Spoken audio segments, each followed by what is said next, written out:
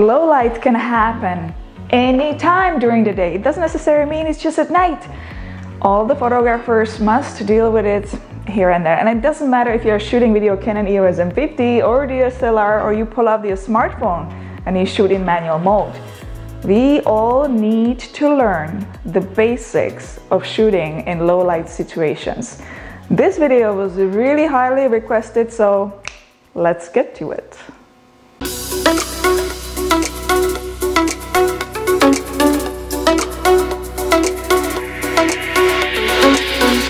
For the new faces, my name is Zdenka Darula. I work as a photographer. I'm a former model and a few other things, and you might want to subscribe to all other videos.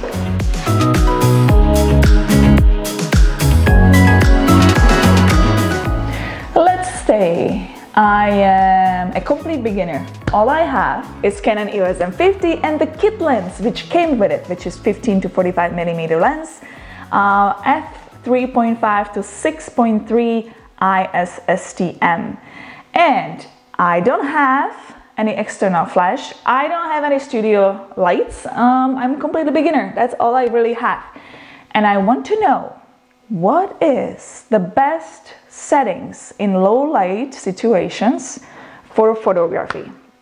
Now, I'll be straight up with you. There is no best settings for low light situation, just because every single low light situation is different. So every single low light situation requires different setting. But in today's tutorial, I'm gonna try to lead you to find your own best settings in that particular low light situation. And just like in all my other tutorials, I'm gonna try to be very simple and very easy on you so everybody can understand. Yeah, I said everybody.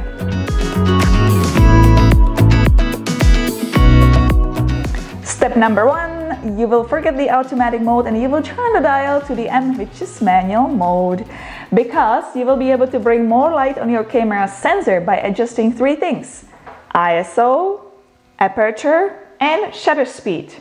Have you ever heard of the exposure triangle? That's what it is. And also, you will save all your photos not in JPEG, but in RAW format. So change that, simply because JPEG is compressed and RAW will save more details in the shadow areas. And also, if you're off with your white balance, then you can always change it in the post-production.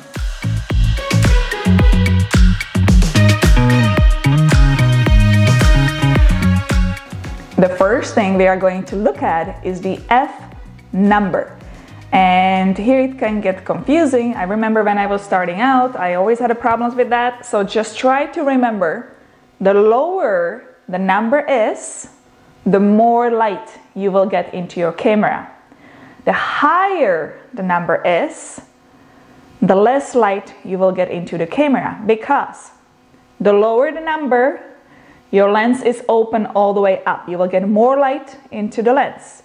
The higher the number, the more closed the lens will get, and you will get less light. It's always the opposite. I know, sometimes it can get confusing. It's always the opposite. So what you want to do is start with the F number, the lowest you can possibly get, and in this case is f3.5. You have to keep in mind though that the lower the F number, the more blur you will get to your background, the more blur you will get in the photos. It's depth of field. So if I'm taking a photo of a flashlight or a cup or a lamp or something like that, it will be sharp and the background will be blurry, and that's okay. But if I am in a wedding, for example, and I'm shooting a group of people, then if I'm keeping it 3.5, the first person will be sharp, but then the people next to them will be blurry. So myself, when I'm shooting at the wedding and I'm shooting my DSLR with different lenses, I usually crank it up to 5.6 or even higher to make sure that the people in the group are all sharp.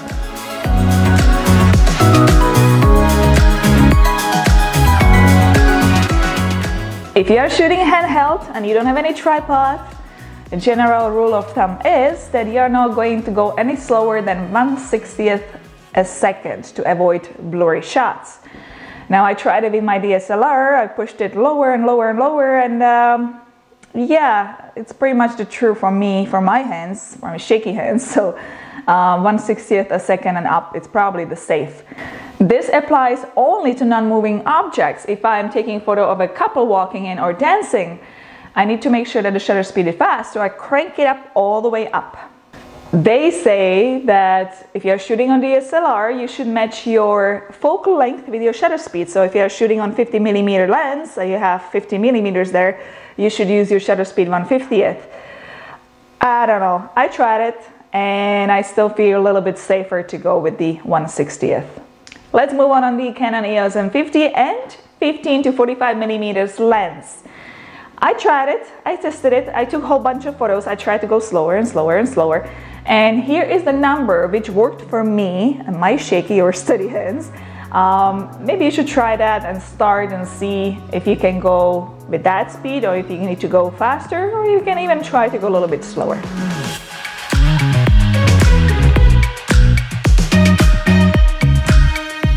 Keep your ISO as low as you possibly can. Only increase it if you already max out your shutter speed and aperture, because the more ISO, the higher ISO number is, the more light you will get into the camera. But the higher ISO will get, the more noise and grain you will get into the photos. But don't be scared of grain. You can have a little bit grain in the photos. Sometimes you add something special. And it is always better to have a little bit grain in the photos than have blurry photos. Plus, if you use Lightroom and Photoshop, you can get that grain much lower. I tried to play with the Canon EOS M50 and the kit lens, and I tested different ISO numbers. Here is the number I feel comfortable personally to go with. When I uploaded it on a computer and played with it in the Lightroom and Photoshop and edited it a little bit, I think it looks pretty decent. What is very interesting, I went on Facebook, Canon M50 group, and I asked other owners of that camera what ISO they would feel comfortable with to go up to, what's the maximum ISO. Everybody gave me different answer. So it really depends on your personal taste. What do you like? Take a few test shots, upload it on your computer, zoom in and see how you like it, if that's something you can go with.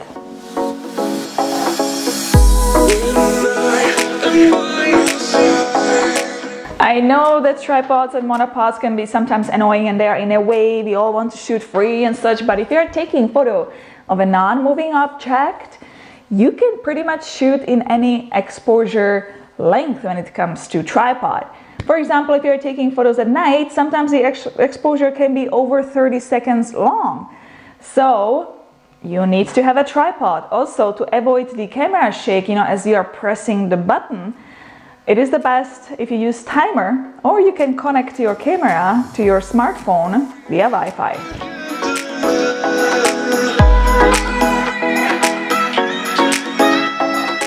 It would be a good idea to learn how to read histogram, because when you shoot in very low light, your LCD screen can get very bright, brighter than usually.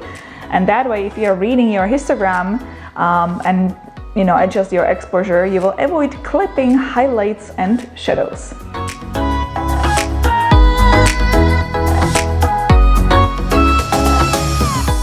If you have problems focusing, then try the manual focus. Zoom in, focus, zoom out, take the photo, or even shine a light on your objects, half press your shutter, turn off the lights and take the photo. What I would tell you personally, that don't stress out over the settings. As long as your clients enjoy the photos, like the photos, and as long as you upload the photos to stock and they get accepted and sold, you got it.